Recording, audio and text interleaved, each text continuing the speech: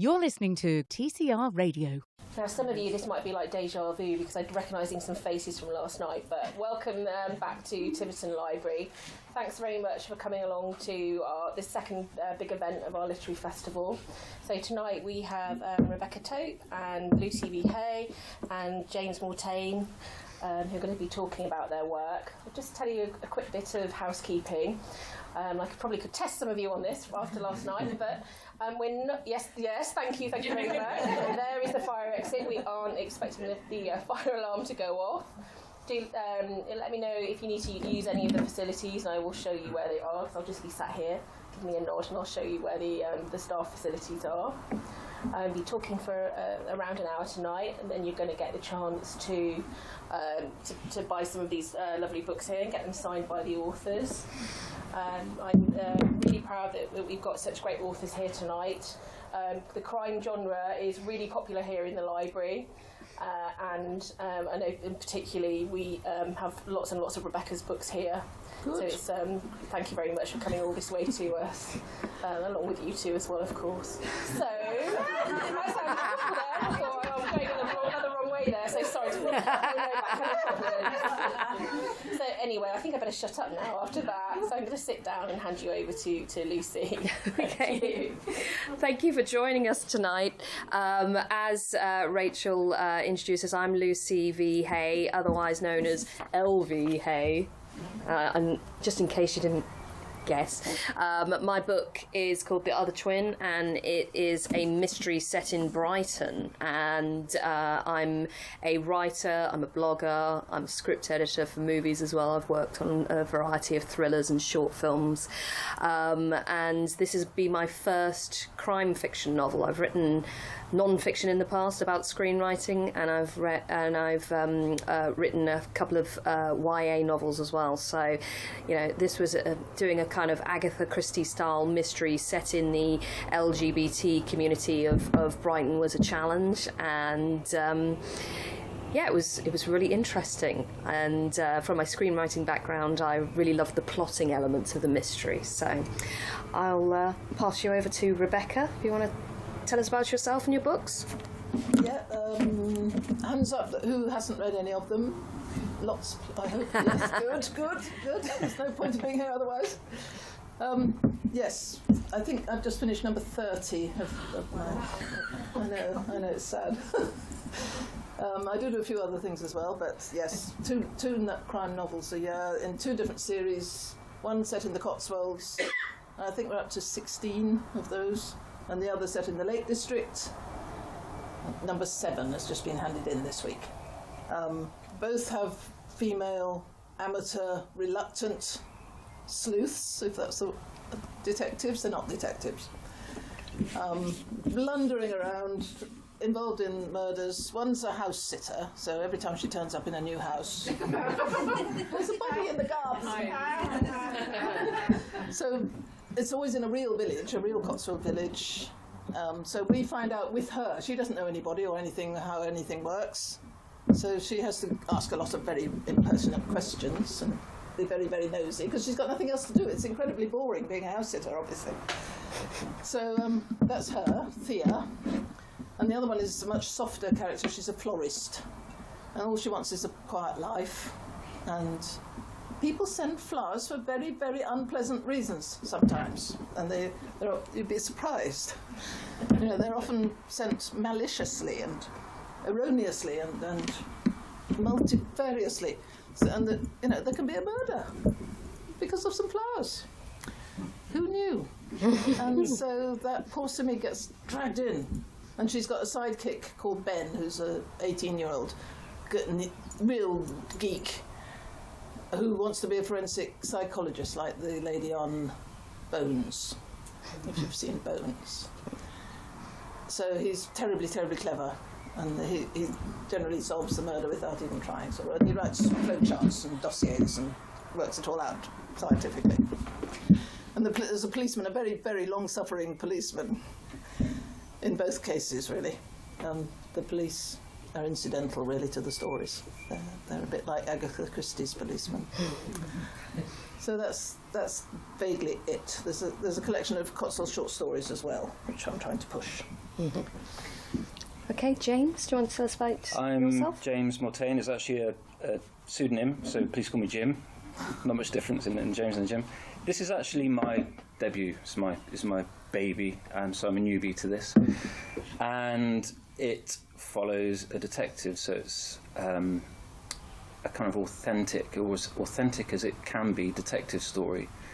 But then it also has paranormal threads running through it. I used to be a detective, so it was important for me to ensure that the police part of the story was as authentic and hopefully as compelling as it could be. So I didn't tell things as it actually did happen, otherwise it'd be too boring. Yeah, I've got that, and the paranormal element comes from a friend who I met when I met my wife, however long ago now it was now. I also met her friend Barbara, who has gifts, if you like, that I found fascinating. And I was a police officer and a detective at the time, and I was taking everything in. I didn't know at the time that I was going to write a story. I had no idea. But when it came to actually creating this, I thought, well, wouldn't it be interesting to mix the two?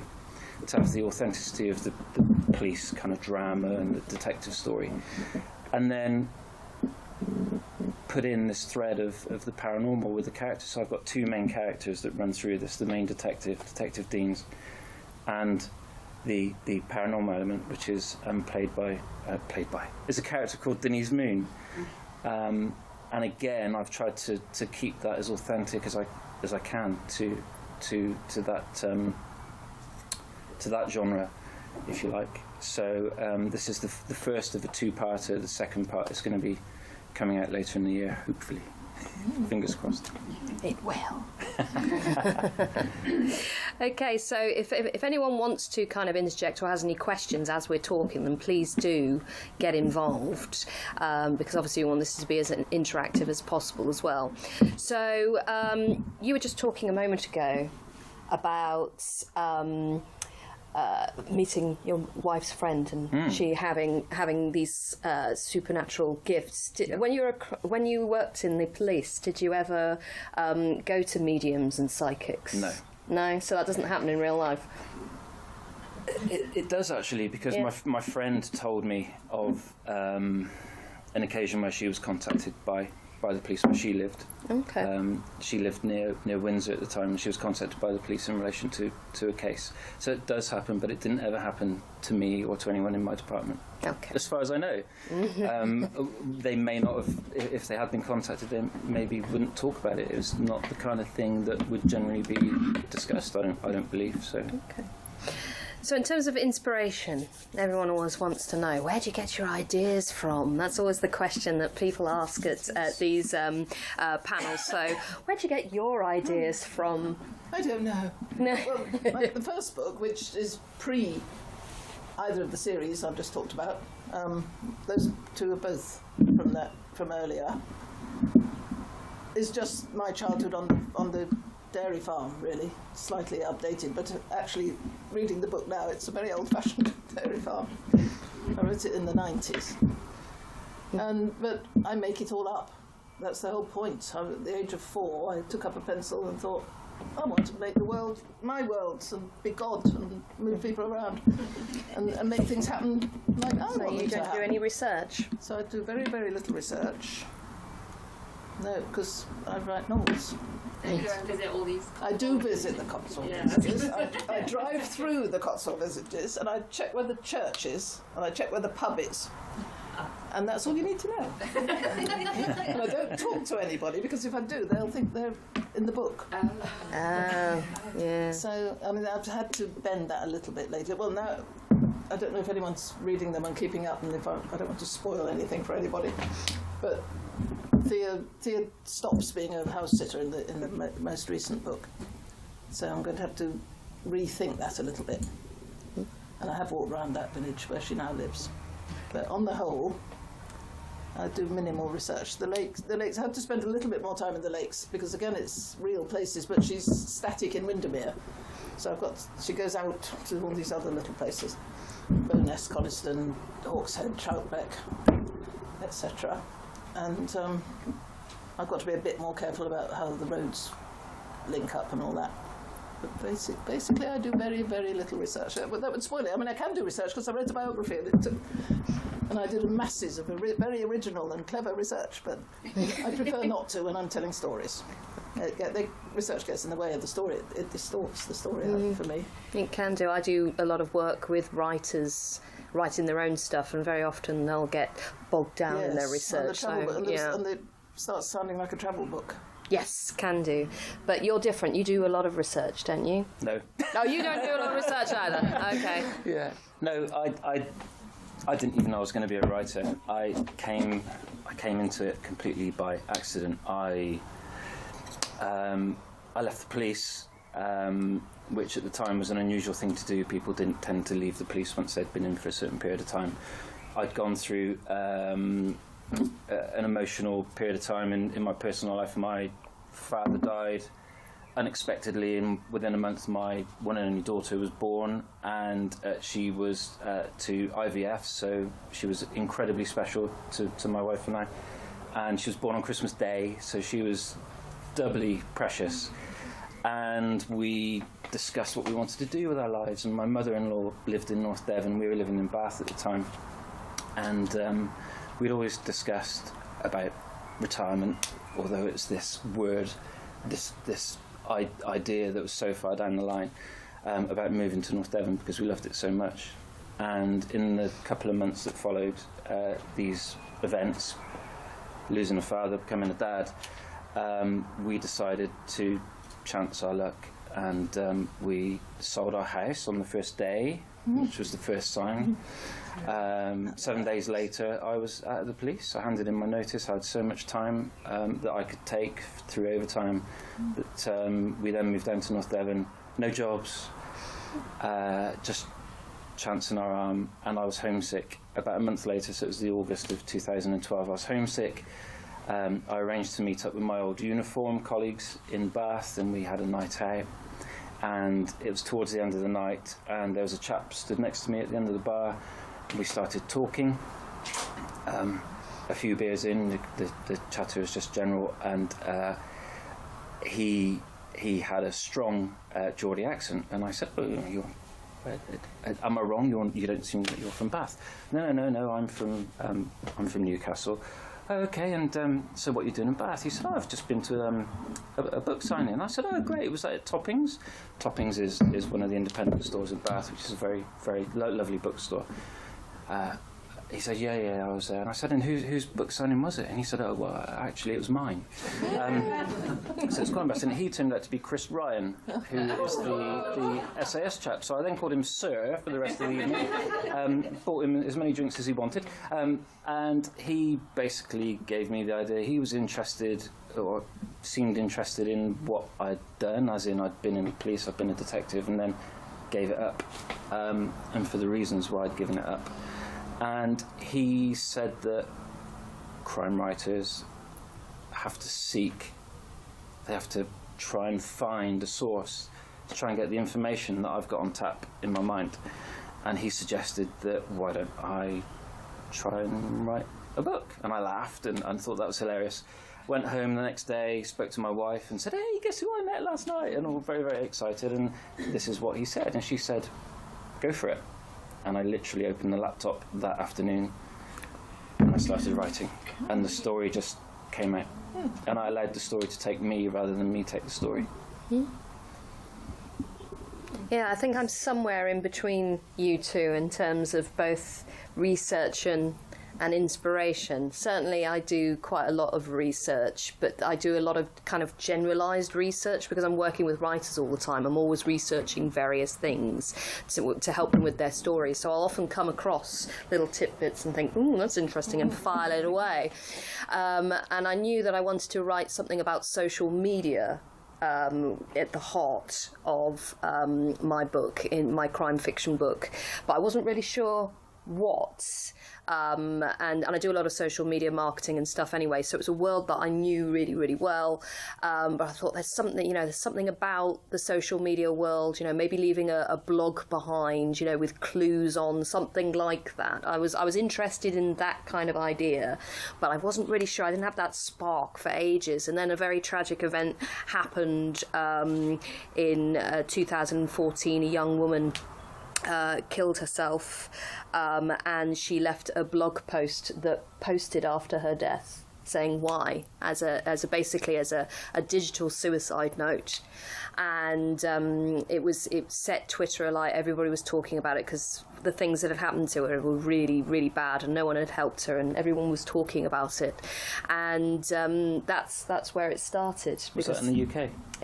No, it was in America, but there was a UK case as well. There was 2 cases happening very close together, where there was another case with a young girl who killed herself after her mother deleted her blog and said, I don't like this blog, it's too depressing, it's making you ill. And so she deleted it, and then the girl jumped in front of a train, and that happens in the UK. And these 2 events came very close together. The first one didn't get talked about very much on social media, but the American one did. And so as a result, both these 2 tragic events kind of came together in my mind and said, oh, that's where it starts, and that's where my book starts. There's a blog. It's a suicide note that publishes, but is it actually a suicide note? And the sister, my protagonist Poppy, it's her sister, and she has to work out, if somebody killed her sister, who's left this note to publish on her death, who could have done that to her. So, talking of protagonists, then, you were talking earlier about Thea and how she's quite a strong female lead. So is that something that you always want to do, or did she just come to you? She just came to me. There's almost nothing that conscious about my writing. Okay. It sounds a bit silly. I didn't know what she was going to be like. The publisher had the idea of setting it in an area of England where tourists go a lot. So I said, Cotswolds. He wanted Devon, and I said, no, I've done Devon. I've had it in Devon. So the Cotswolds was easy for me to get to from where I live. And the house-sitting thing just came, I don't know, I have no idea how it came, it just did. But it ticked all the boxes, really. And a lot of people don't like her. I only recently learnt a vital law of crime writing, which is that your central protagonist should be likeable. Someone should tell Gillian Flynn then, shouldn't they? Especially in a series, I suppose. But, yeah. But lots of people do like her, but she is rude and irresponsible. She's supposed to be looking after these animals. There's always animals in these houses, and I've run out of new animals for her to look after. And sometimes she's not very good at it, and terrible things happen to these animals. And so some readers get quite agitated about that. But so Thea, I don't know if she's strong really, she's bored.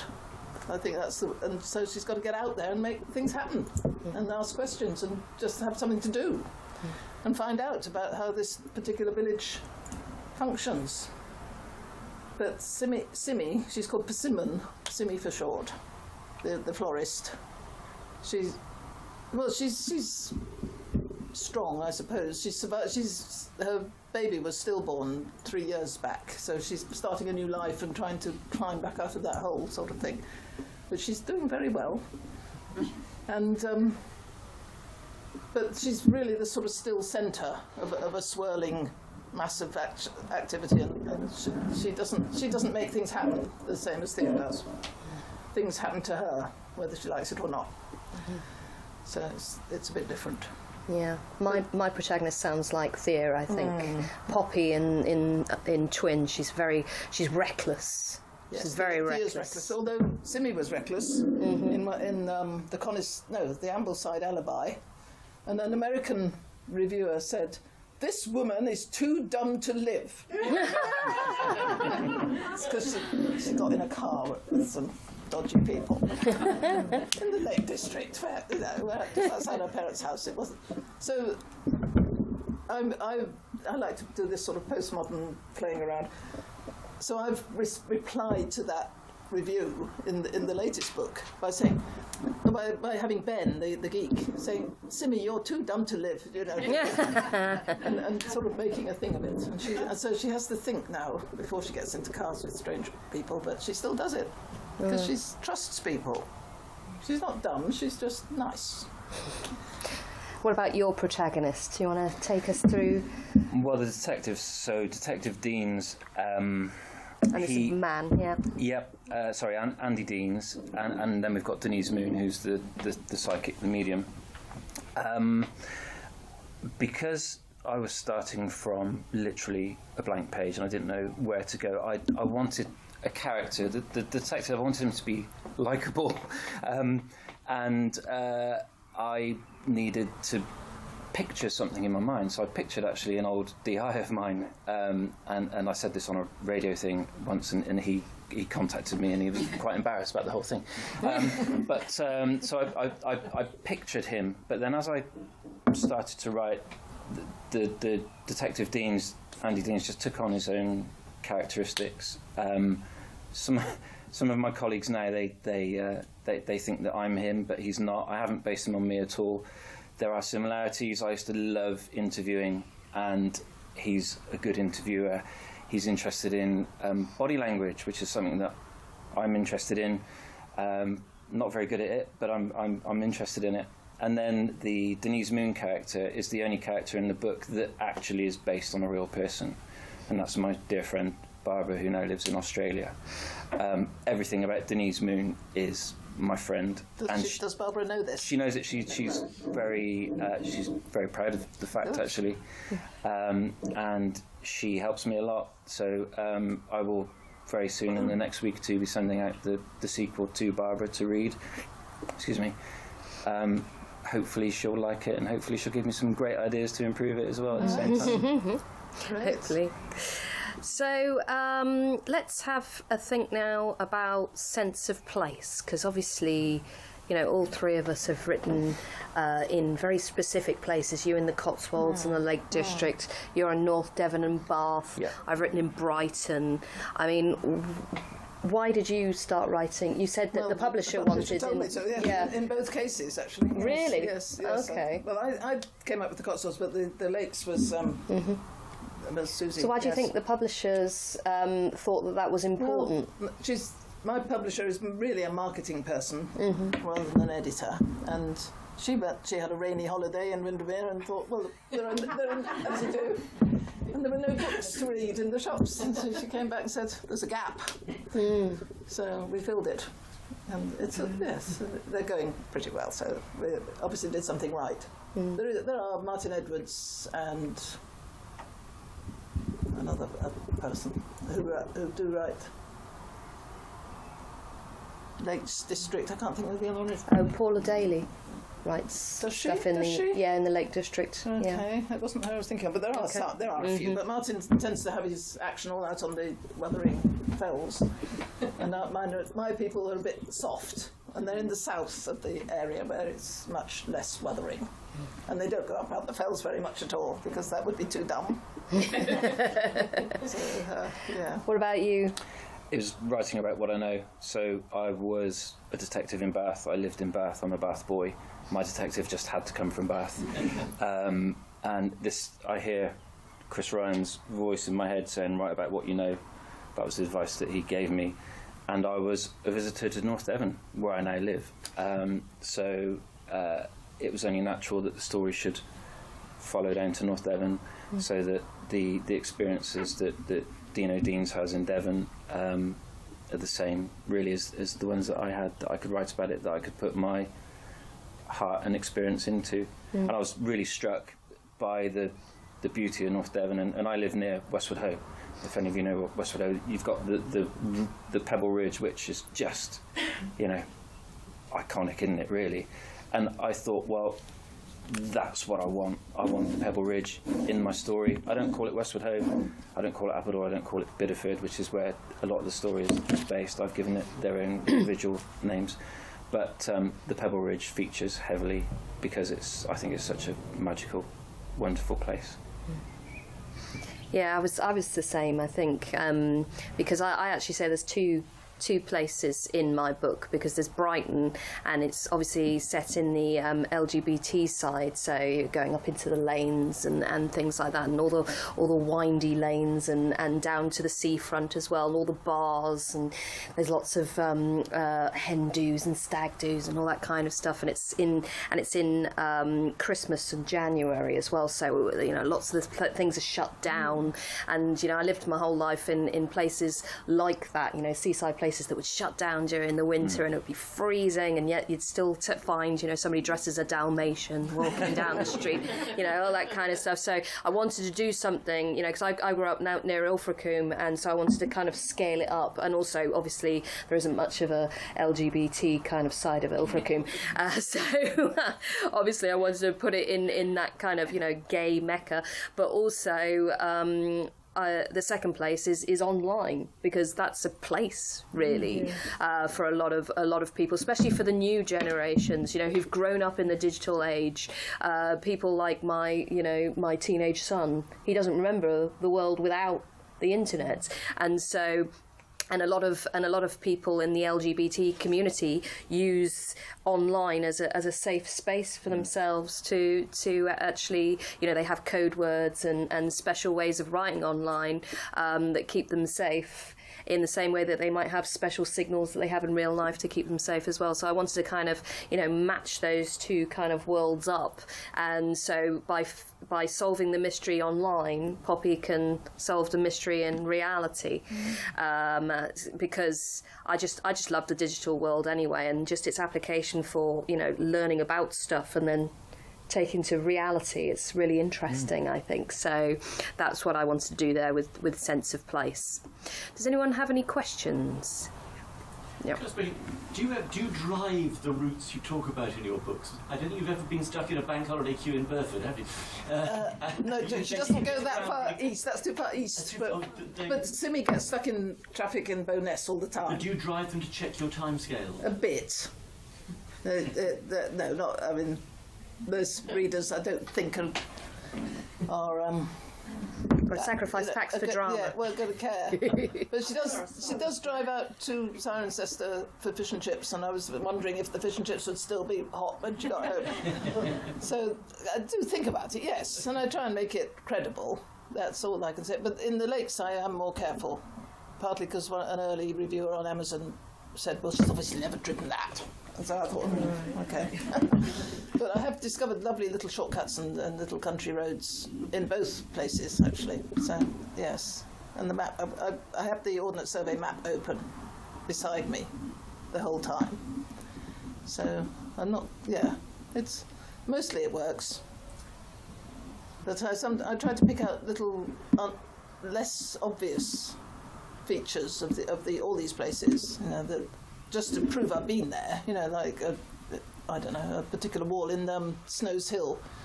There's a very peculiar wall with something set in it, I can't remember now. And so I put realistic, authentic details like that. But the driving, the bank holiday, the charabancs. Every time anyone goes to Stow on the World, it's completely dense with charabancs. And my editor says, "What's a charabanc?" So yes. I don't drive, so I've just realised that I never write about people driving ever. No. I've never thought about it, but That's what happens in cars with mine. And a car is a favourite murder weapon as well. With I keep having to not kill people with cars. Yes, you have to try and make sure that doesn't happen in real life. Yeah. No, it's nothing to do with real life. Really, and my books are on different universes. What about you? Do you check? Another question. Oh, sorry. I just wanted to ask about your. Do you have to check with anybody about get sort of permission, or does somebody in the police have to okay your books that you're not writing about something that really happened, that something has sort of emerged from your thinking? I think if I was still employed by the police force, I would have to. Yeah, absolutely, I'd have to run it by somebody. I've been very careful that what I've experienced in real life doesn't come across in the book to, I don't mirror it. Let's put it that way. I take snippets of my experience, and a lot of it's to do with emotions more than a description of an event. It's an emotion and how it affects you and how it affects the victim, the victim's family, and the detective. Knows that's around where the the detective. truth lies, isn't it? Yeah. They're talking about truth and authenticity. That's far more where it. But I'm very careful. Yeah. Yeah. Does Chris Ryan know that you took his advice? I tried to contact him after this was published to say, "Hey Chris, I'm Jim. Do you remember I met you? I was probably a little bit drunk in the bar, and just to let you know that this is my book, and thanks ever so much." And I didn't hear anything back, which is a real shame. Oh. I'm sure I will one day. Yeah. Yes. Have you given him a puff in the book? Have you No, I haven't. acknowledged him? Oh, you should. Perhaps I should do in the second one. There's a question at the back. Yeah. Do you know how your books are going to end when you start, or do you? That's a good question. That is a great question. Yeah. Shall I take that one? Yeah. Yeah, I always know what the ending's going to be. I actually saw the ending in my mind first. Because I have a screenwriting background, you can't write a screenplay without knowing what the end is, because, well, you can, but you end up in a whole world of pain. So you're encouraged to plot in screenwriting, so it was kind of second nature for me to consider the ending first anyway. Thank you. But on top of that, I just got this flash of the ending, and the ending, actually, I wrote so many drafts of The Other Twin, but the ending never changed. Not once. It always remained exactly the same. Everything else moved around, but the ending stayed the same throughout all the drafts. Do you know the ending? Out of the 30 books, I probably know the ending of 3 or 4. Wow. And those are the ones that I can now remember how they ended, whereas the others, I sometimes don't know who done it, if you ask me. But, Does that mean that you end up with books sitting, waiting for an ending for months or years? No! Can't afford to do that. No, you've got to write 1,000 words a day, whatever happens. But no, I start up with it's easy with the Cotswold ones, because we go up the front path of this new house that she's never seen. Well, she's paid one fleeting visit 3 weeks ago, so she's taking over as the house sitter. We all learn about what's happening together. Thea, me, and you. Do you have to go back and change them? No, because that's cheating. Well, as Lee Child, I went to a wonderful talk by Lee Child last year, and he put it beautifully, and because he does it like this as well, coincidentally. And he said, "Well, okay, I'll write it." I sit down, and he does the same thing. Richard turns up in a town where he's never been before, and some sinister things going on. So I didn't copy him, but as it happens, it's a very similar He copied you. narrative. No, he started before me. But things happen, and bodies crop up, and there's a cluster of possible suspects. There's a cast of characters, usually only 5 or 6 people, if that. And you just mix them all up and throw them in the air. And you get to chapter 11 and you think, stuck. It would help if things had gone differently in chapter 2. But they don't. What happens in chapter 2 happened, he says, and you definitely mustn't change it. Wow. Chapter 11 is going to have to deal with it. And it is more fun that way. It's far more fun, I think. I couldn't bear to write if I knew everything that was going to happen in every chapter. So you don't have like a big spreadsheet like J.K. Rowling? No. A couple of times I've had to do what do you call them? That Spidergram? Algorithm. Oh, okay. Because it's probably a spidergram. Okay. Yes, with the connect, who knew what, because it's quite hard to remember, and who was where when. Often I've had people in 2 places at the same time. But I don't revise, I just write it and send it in. And it's like, yes. Do you recognise this kind of way of working, or? No, not really. No. with this book, I knew the type of ending that I wanted to achieve. I didn't know exactly how I was going to do it, but I'd been disappointed in the past with some books where you're really into the book, you get to the final 10 pages and you go, ugh. I wanted to create a book where you get to the final page and you go, ugh. Yes. And I think I've achieved it from the feedback and from reviews and from from people that I guess is a bit Marmite. Most people love it. Some people, and I'm going to say the American market, just don't get it because they can't immediately pick up book 2. They will soon, so maybe when they can pick up book 2, they'll get. So does the story finish in that one? I address the issues of the story, and then I create something that is very important. If the reader's engaged in the book, it suddenly becomes very, very important to them, and they want to know more. But could they go away having just read that one and be happy? Yeah. Because Connie Willis, do you know Connie Willis? She did this terrible thing of cutting the book in half, as it were. And the end of the first one is just, sort of halfway through the story. Yeah. And I don't know how they let her do that. But I've worried ever since when people talk about two-parters. Yes, absolutely. Yes. Can I just ask a follow-on question? If you knew how you wanted the ending of your book to be, how did you not drip in too many clues as to what the ending would be earlier on? This is my problem. Yeah. Well, that was the whole world of pain I found myself in. That's why I ended up writing so many drafts of this one book, because I hadn't done it before. So I just thought, I'll do it in the style of a screenplay. And then I hadn't written a mystery before, and then I had all the clues, and then I had too many clues up front. Then I didn't have enough clues up front, and it was a question of finding out the distribution of clues and how that works. And luckily for me, I'm really, really into structure. I love structure because I'm a script editor, so I'm always working with screenwriters about structure and stuff. So it wasn't too difficult for me to kind of take a step back and look at the overview of the story of where I wanted to go, and then work out how many clues that I needed, because I saw it as I do a lot of like non-linear projects with screenwriters when they have to do like flashbacks and things like that in the same way. So I had instinctively kind of absorbed that and was able, and once I made that connection between clues and flashbacks towards endings and stuff like that, and the whole structural issue, it kind of all fell into place. But yes, that can be an issue for some people, and it certainly was for me at the beginning. But I've just finished book 2 now, which is another standalone, and I did start with the ending again. But luckily, I have absorbed the lessons of the first one, and I won't have to write quite so many drafts this time, hopefully. So I'll still do it the same way. It's just a question of practice, isn't it? Practice makes perfect. So in your method, yes, aren't you in danger of having a book becoming incredibly long? I mean, you must have to keep to a certain number. 80,000 words.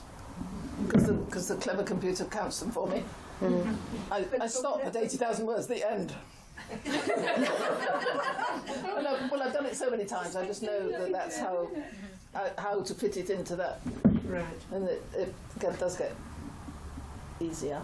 Okay. But no, it doesn't get long. And the clues are sort of minor miracle. I don't know, I still can't explain how the clues happen, because they're all there, and I didn't consciously put them there. I mean, I did. I suppose I just say this person's got a cousin living in Glasgow, and then there's some other reference that I pick up much later that you think, oh, that cousin in Glasgow might have something to do with it, and it just, I tell myself the story. It comes out of me as if I was its reader in a way, and I can't explain it. So you're a bit like, what's her name? Denise Moon. Yes. Yes. Well, not really. It's not supernatural. It's just how I've always been. It's probably brain damage. It's just. I wouldn't mind some of that brain. Yeah. Right. So, crime fiction heroes. Who is your ultimate fave, Jim? Sorry. I loved Hannibal, Thomas Harris. Oh yes. Great book, but what really got me into reading books again was actually Lee Child. Lee Child. And Lee Child's Reacher. top of my list. Because of the job that I used to have, time was limited, and when I was tired from double shifts and whatnot, instead of reading a book, I'd much rather sit down and turn on the TV and watch a film and fall asleep. So reading took very much the back seat. And then it was going on holiday one day, I saw a Lee Child book, I picked it up. One Shot, which is still my favourite one, I think. It's the best one. Yeah. And I nailed this book in one. It was absolutely superb. And then when I found out that he'd done all these other books, I was like, yay! And I got all the other books. And I was very lucky to see him in Toppings, actually. Sitting on the bookshop doorstep, waiting for the next one. Yeah, great. Do you know what? I've never read a Lee Child. That's one of the few authors I haven't got round to reading. I must do it. Everybody loves him so much. And he himself is so like Reacher. Yeah, he is. His alter ego, you know. You've all read Lee Child, haven't you? Yes, he's a very charming man, tall, isn't he? very strong, very clever, very quick, and violent. They're very violent, the books. And he's a drifter. He hasn't got a home or any clothes or anything. He's just got a toothbrush and a credit card. And he just turns up on a train or hitching a lift to a new town. And I think every book is set in a different US state. So when he's done he'll have to stop at 50. Well, there's no rule that says he can't do another one the same, I suppose. But they're wonderful. They are truly. And he makes them up totally as he goes along. There's a book called And Reacher Said Nothing, written by another crime writer, a British crime writer whose name I forgot, who sat with Lee Child for the duration of the writing of one of the books. Oh, yes, and monitored and sort of wrote a book about him writing his book and kept asking him, well, how did that clue, where did you get that from? It must have been awfully annoying. But yes, it's and there's the sort of spin-offs, but it's all he's done. That's the amazing thing. You know, he's such a one-trick pony in a way. And they are very successful. Number 17. I thought number 17 was a little bit formulaic. I did think, I know exactly what's going to happen here. But it comes to us all, I guess. Yeah. So what about you? What's your favourite?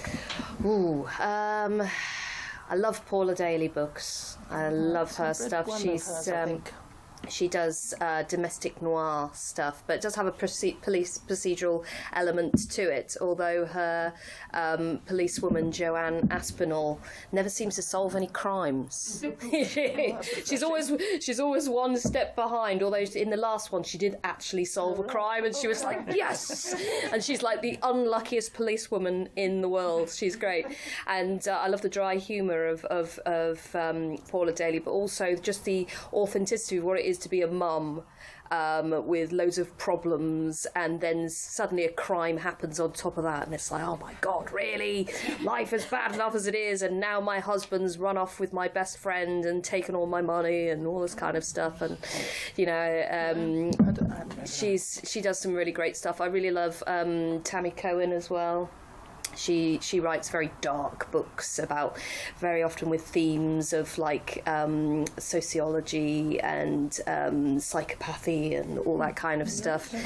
My favourite one of hers was about a paedophile, and it's actually written, a lot of it is written from his point of view, and he is awful, and yet you kind of see his point of view at the same time, and it's like Dexter.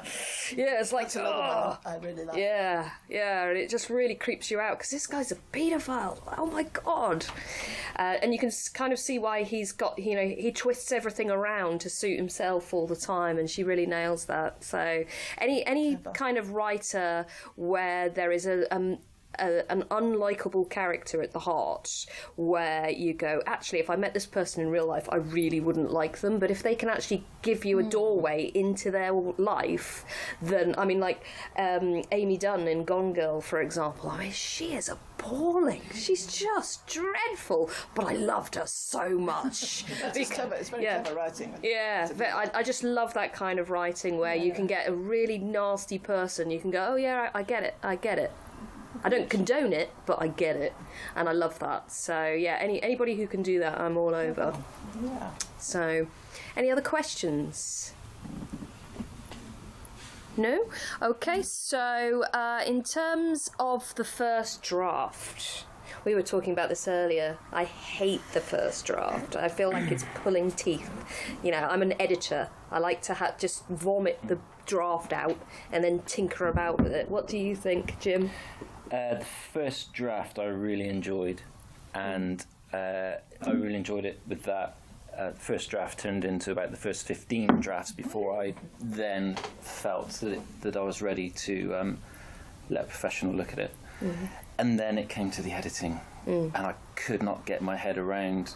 I'm having to, all this work and effort that I've put into writing this story, I'm having to take it away. And then I got it, and when I got it, it was amazing. I really enjoyed just getting hold of 5,000 words and getting rid of them, because I knew what it was doing to my story. I knew that it was improving it, and the more it was improved, the happier I was. Mm-hmm. And funnily enough, you mentioned earlier on about how much what you've learnt so much from the first book and the second book, you know, less stress. I've now approached book 2 with my editing head on. And what I've actually found now, where I had too many words first time round, I've now not got enough because I've written it from an edited point of view. So I'm probably, and I don't know if you both find this, I'm about 15,000 words short. I'm short. The story is written. I'm really happy with the story, but I'm short, and I know that I'm about to send it out to half a dozen people that have. There's a Denise Moon character. There's a policeman. There's someone who's into marketing and all this kind of thing. And I just know that they'll come back with some great ideas, and those 15,000 words won't be a problem. I'll just take those ideas and put them in. Mm-hmm. And yeah, so first draft has been kind of enjoyable, but I've enjoyed editing more. Yeah. What about you? No, I don't touch it, because if I move something there, but chapter 2 won't make any sense at all. So it's all or nothing. And I can't hold the whole thing in my head anymore as well as I used to be able to. So I just daren't do anything more than make sure there aren't repetitions and obvious contradictions and just the copy editing sort of stuff. So I don't write another draft. I perish the thought. I don't think I ever did, except the very first one, which was that one. It took the publisher, well, I'm getting on to another topic, but that publisher, which wasn't the one that's with now, said, oh, it's a bit thin, can you put a subplot? Which I'm not sure I could do now, but I did. So I had to sort of add half as much again, lengthwise, and a whole new batch of characters, and really start from scratch. But they took it in the end, so that was good. Any other questions? No? How about advice for new writers? What would your advice be to someone who wants... So, you're Andy... No, not Andy McNabb. You're Chris Ryan Yes. right now. You're Chris Ryan right now. What would your advice be to anyone here who wants to write a book? Believe in what you're doing. Because if you don't believe in it, you can't expect someone else to believe in it. And I believed in that right from the start, even though I had nothing tangible to show for it. And the person that I had to convince the most was my wife, because it took so much time. I had to sacrifice so much family time to write it, and when you've got nothing tangible to say, yeah, but look at my reviews, because they don't exist until you've published it. And I believed in it, and I used to say, I really believe in this story. I know there's a story. I know people are going to like it. And that's probably the biggest thing I'd say. That's great advice. About you? Yeah, that is good. Just do it is I think also crucial. People talk an awful lot about the novel they're going to write, or the short story they're going to write, or the poem they're going to write, and they don't actually sit down and write it.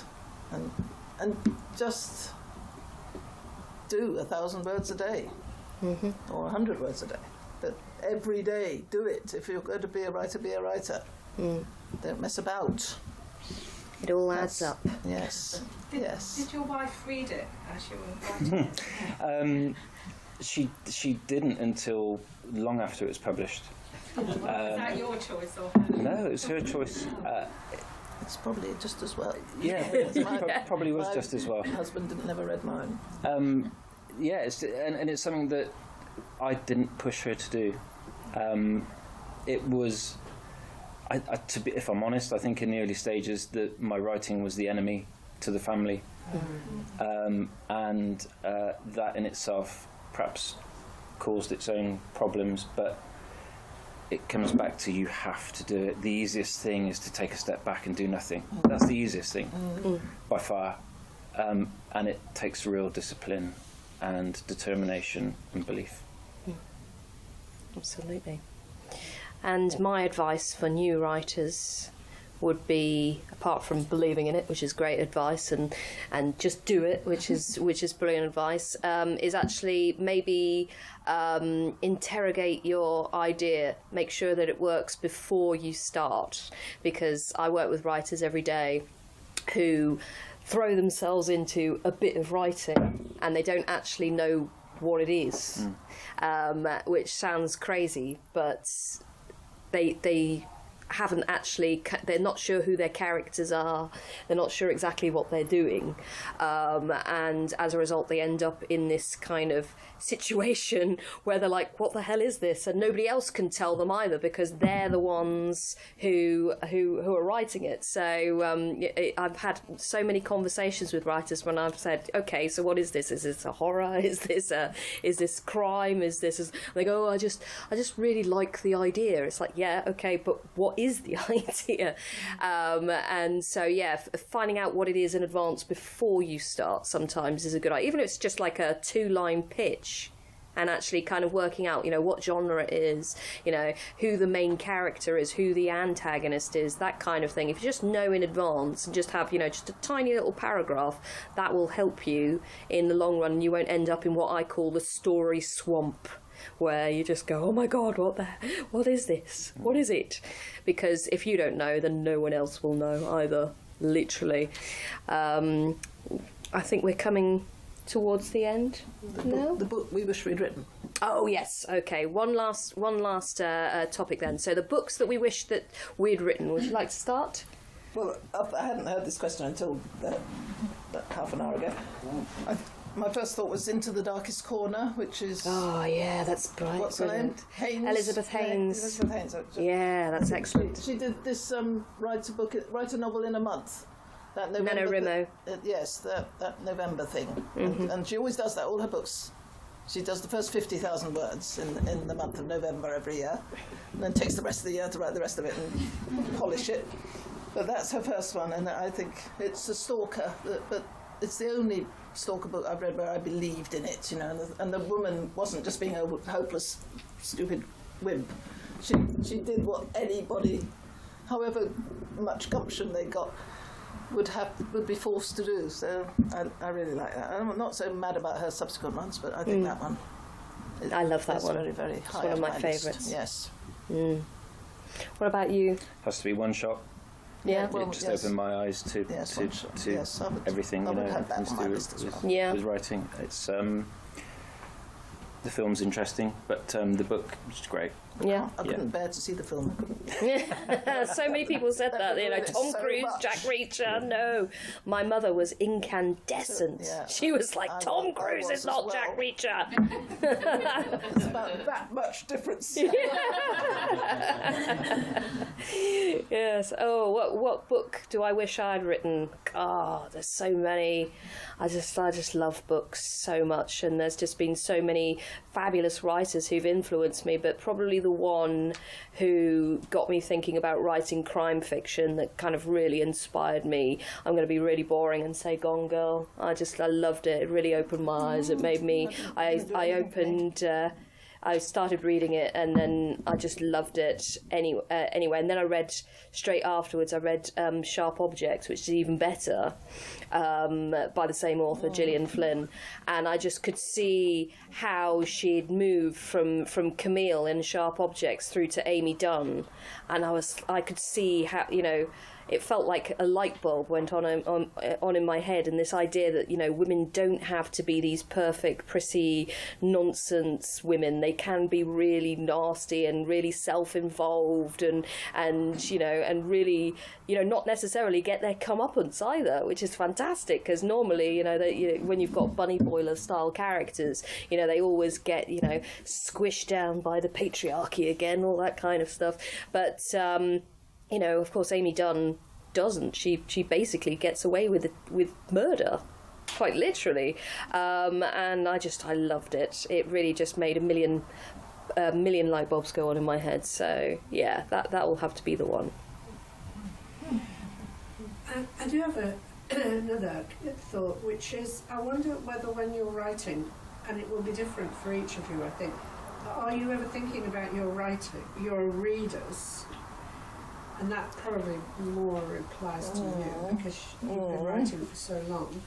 But also, how affected are you by reviews? So this is about, you know, other people's...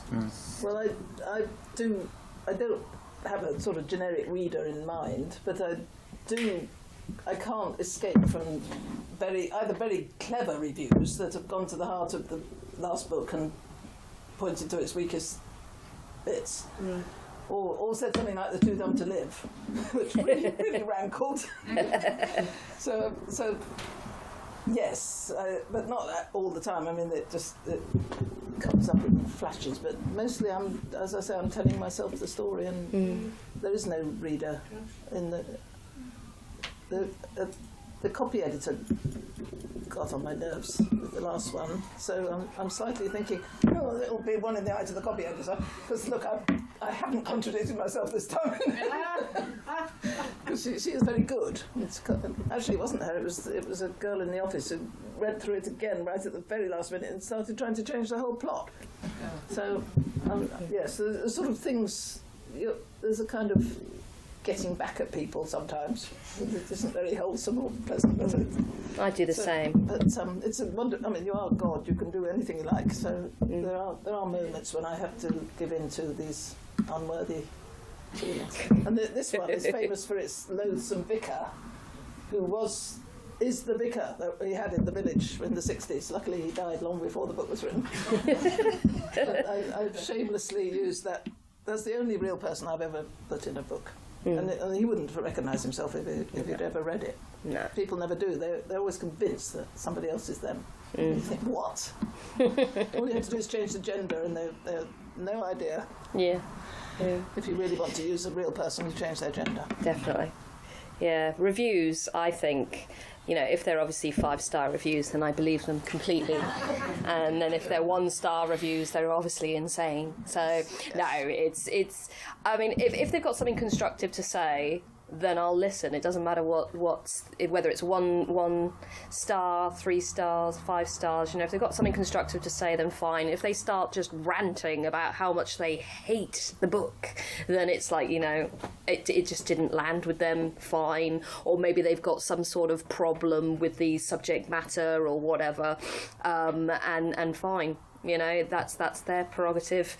You know that there will be readers that your work connects with, so on that basis there will be readers that it doesn't connect with as well. It's just one of those things. Not everyone will like your work. I mean, if you think about a movie like Avatar, which is like the biggest movie ever and has been watched by probably the most people in the world ever, there's still people who haven't seen it.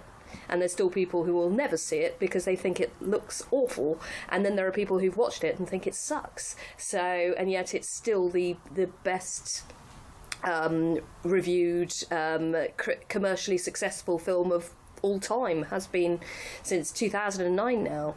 And then there are other books and films and things where you know, people watch it because they hate it. You know, 50 Shades is an obvious example. You know, so many people read that book simply because people say, God, this is awful. How did this get written? How the hell did this get written? How did it get published?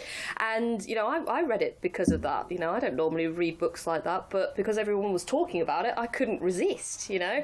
So I read it and was like, how how did this get published? And then, of course, that started other people for reading it as well. Sometimes it can be as counterintuitive as that. Sometimes, there is such a thing as hate reading. So, and if that's how you want to pass the time, then fine. I mean, I still gave my money to E.L. James, whatever. So what about you? What about reviews for you? As a newbie, reviews and readers are really important to me.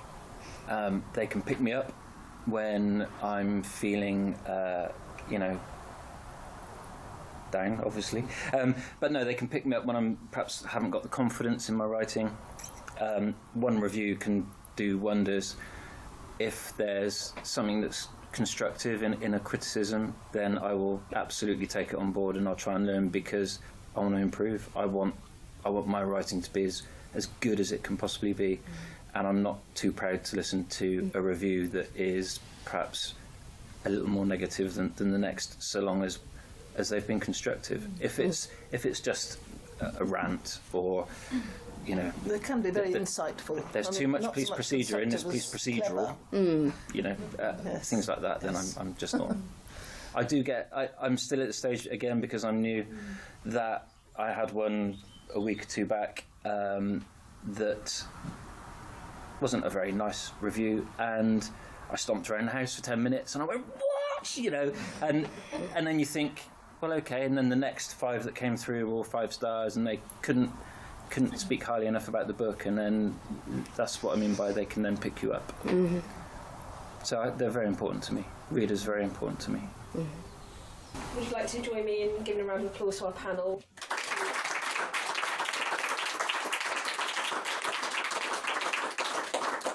You're listening to TCR Radio.